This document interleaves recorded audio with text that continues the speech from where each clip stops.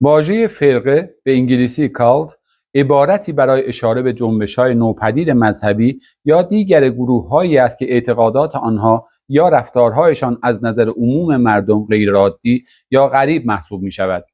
فرقه‌ها عموماً به گروه‌هایی گفته می‌شود که اعتقادات یا رفتارهای غیرمنطقی دارند.